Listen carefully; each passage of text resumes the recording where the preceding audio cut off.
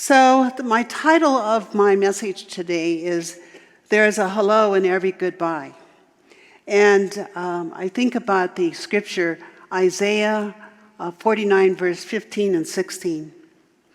Upon the palms of my hands I've written your name.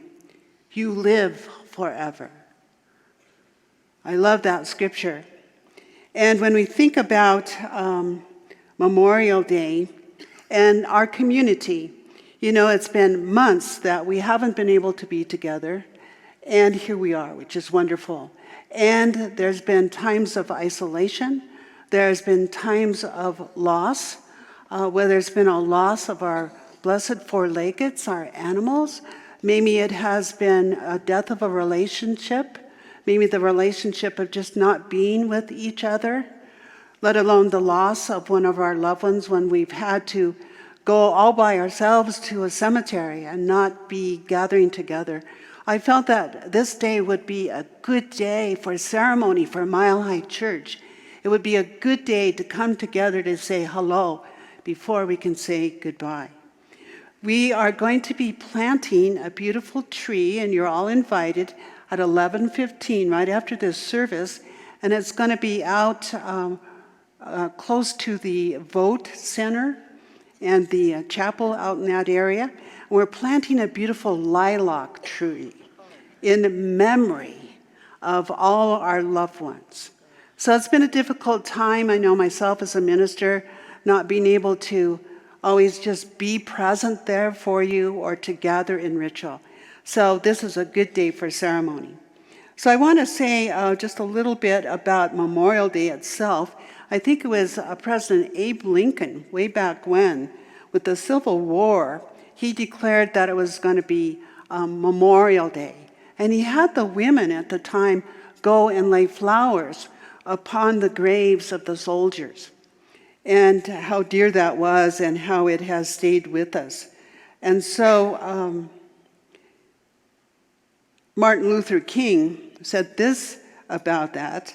He said, in the end, we will remember not the words of our enemy, but the silence of our friends. So I want to share with you 3 stories, quick stories. And the first story, it's about my life. When I was a kid, grew up in Denver, Colorado, and I have a long line of ancestry in Colorado. So as a little kid, Memorial Day was a time, maybe some of you, or you remember your grandparents, would take a picnic and we would go all day long to all the cemeteries. You know, and as a kid it was like, well, this isn't a lot of fun. And I'd be running around and they would call me back because I needed to be a little more reverent. But what they were teaching me, and especially my grandfather, he taught me about his brothers and sisters. Even at Riverside Cemetery, which is one of the oldest in Denver, that he took me to my great-great-grandmother's grave and talked about her. So I know it was a time, and as an adult now, I really appreciate those stories, and I remember those stories. And I learned about those people that I never met, that had been a part of my life and their lives. And so that was Memorial Day for me. Then I remember another time, and it was cold, and it was December, and I was sitting upon a metal folding chair at a cemetery, freezing, so cold, because I was hearing taps being played, and the flag was being folded, and it was handed to my mother. And from that cold, cold day, my mom, such a good person she was, bless her heart, that she had to step forward with 2 little kids, find a job, move forward, be a good citizen, stay really bucked up with her feelings, and live her life. Thank heavens the goodness in her life was 11 years after that, my stepfather came to us, a wonderful man. He was with us for 25 years. My brother and I were so grateful for him. And then he passed. Another story. And I want to just tell you this about cemeteries. Over here on Wadsworth, I think it's the Crown Hill Cemetery. And only a minister could tell you this, that I go there a lot for ceremonies for people.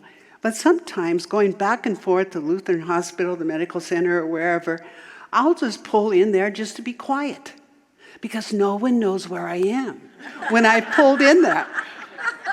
Sometimes I'll pull in there to eat lunch. And I'll move over there by where my dad is buried and the rest of them. And because I feel like I kind of own a little real estate there, And, I'll just be still. Well, it was some 45 years later. For some reason, I pulled in over there to be quiet. And I noticed a little flag next to my father's grave. It was not Memorial Day. And so I'm thinking, hello, before I can say goodbye to you.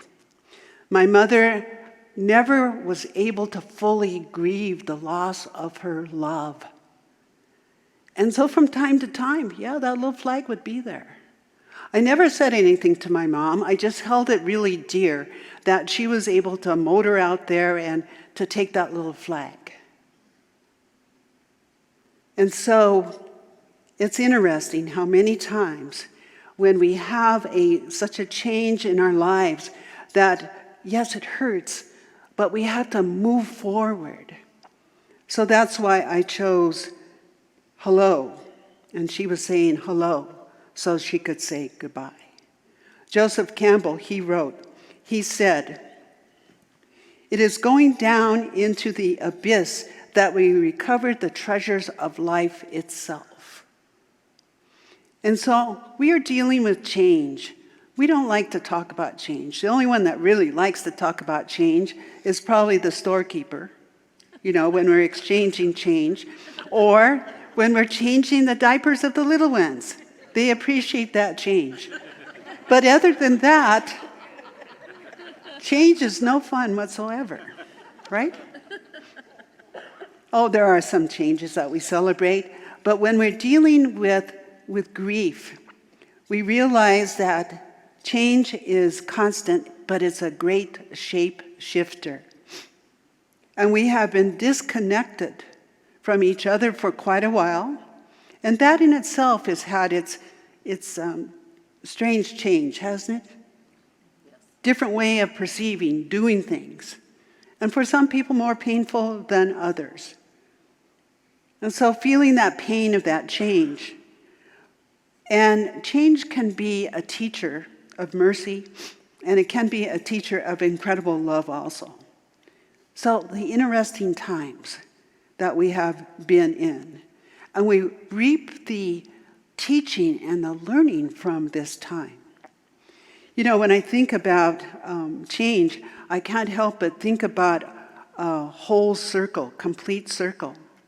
And that change is constant because it is just our evolution.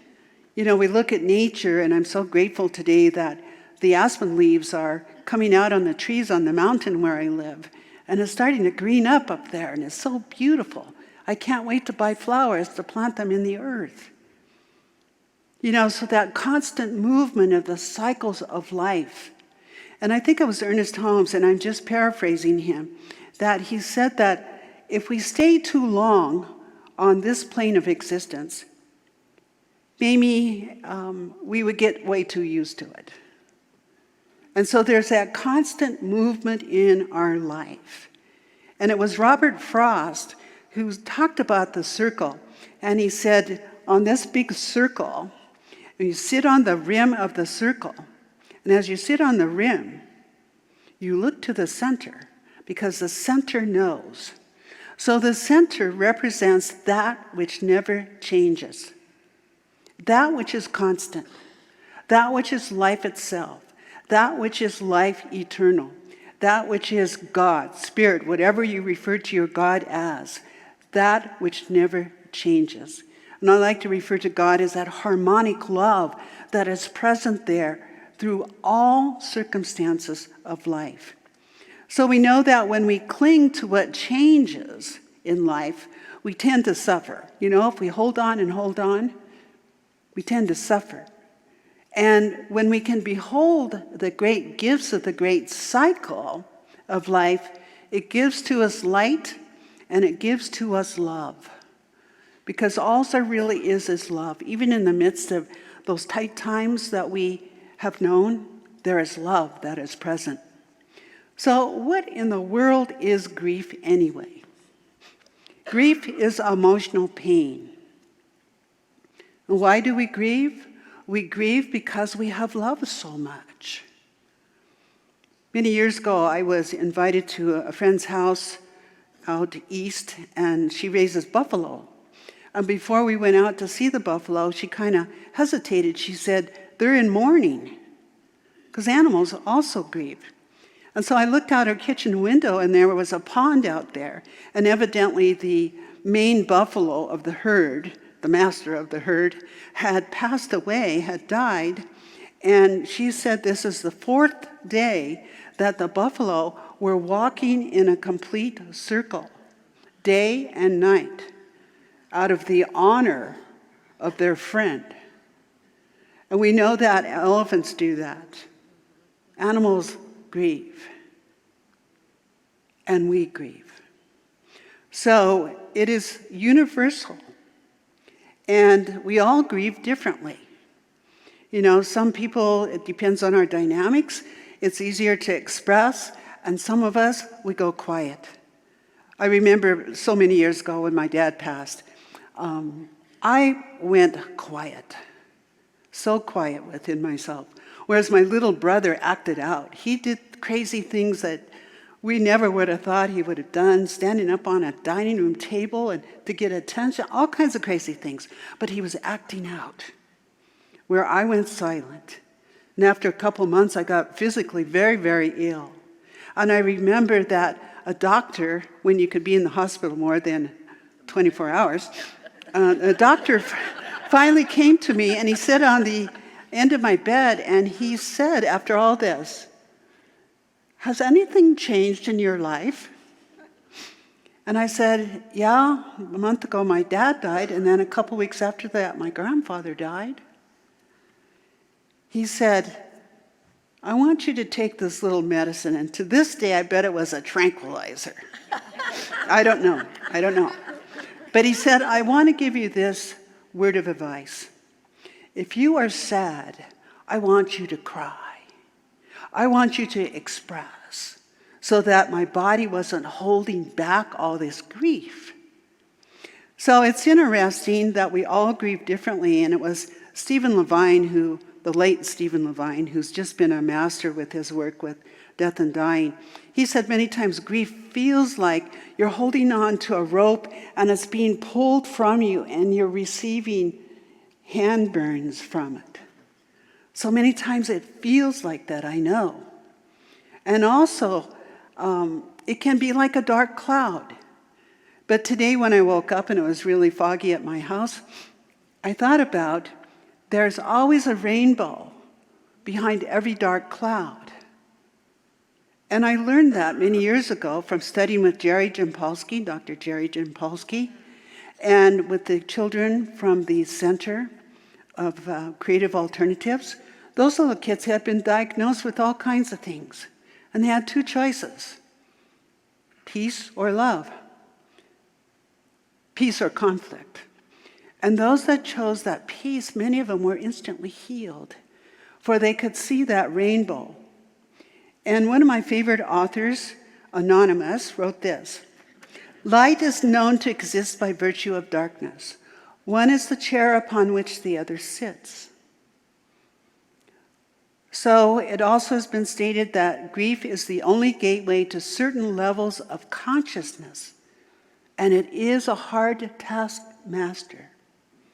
And if we look at grief as a teacher, we will grow. Rob Schouten wrote, "The seeds of wisdom and enlightenment are planted within the wounds of grief." Dr. Alan Warfeld, who Barry quoted, he said, "Grief has a quality of healing in it that is very deep, because we are forced to a depth within ourselves of emotion, a depth of emotion that is usually beyond the threshold of our awareness. So I have a little recipe here that I want to read to you. And it comes from a book called Tear Soup. Some of you know that book. A recipe for healing after loss. Helpful ingredients to consider. A pot of full tears, one heart willing to be broken open, a dash of bitters, a bunch of good friends, many handfuls of comfort food, a lot of patience, buckets of water to replace the tears, plenty of exercise, a variety of helpful reading material, enough self-care, seasoned with memories, and optional, one good therapist, a practitioner, or a support group.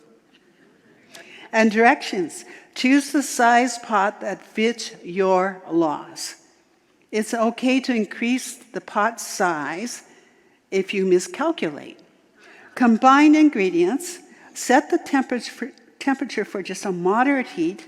Cooking time will vary depending on the ingredients needed. Strong flavors will mellow over time. This recipe serves just one. So embracing our grief means learning to appreciate and have gratitude for the entire soup, including the peppercorns. Many times the peppercorns. And Ernest Holmes, who we know is the founder of religious science, I looked everywhere when I put together my little book, The Land of Tears, to quote Ernest Holmes. I looked everywhere. Finally found this in one of his late journals. And they said that he had gone to San Francisco to grieve the loss of his wife, Hazel. And he wrote this: "You will be alone until you are no longer lonely. You will look at darkness until it becomes light, and you will listen to the silence until you hear it speak, and you die until you resurrect yourself." So, mourning. Mourning means to take your grief public. We're doing that today as a community because we're talking about grief. We're taking it public. We're not hiding it. And also to be able to say hello to it. Let it teach us. Let it heal us. And also to listen with our hearts instead of analyzing with our heads. Death and grief are spiritual journeys of the heart and the soul. So we need to companion each other. We don't need to fix each other. We need to companion, which means to walk by somebody's side as we walk through the wilderness of the soul with somebody else. So today, even planting our tree, it's a ritual. And I think that's what I've missed in the last 16 months is ritual, being able to gather with families. And Starhawk wrote this: "Ritual builds community, creating a meeting ground where people can share deep feelings, positive and negative, a place where we can sing, we can scream, we can howl, we can just be quiet." So ritual has been a part of the human psychic. And it's so simple as sharing a meal together, celebrating a harvest, or when we're burying our dead. New life, loss of life, and most every major life transition, we have met it always with a ceremony. I always encourage families when they've had a pet loss to take the whole family and to create a special walk where they bury or honor or have a celebration where they all talk about what Spot meant to the whole family. You know, that's walking through a door. That's a ritual. It's a good thing. So today, here at Mile High Church, I declare that what we are experiencing today is good grief, because we have brought it forth to honor where we have been and where we are today. And good grief doesn't mean forgetting. It means remembering and forming a new relationship in memory, saying hello before we can say goodbye. I want to share a quick little story.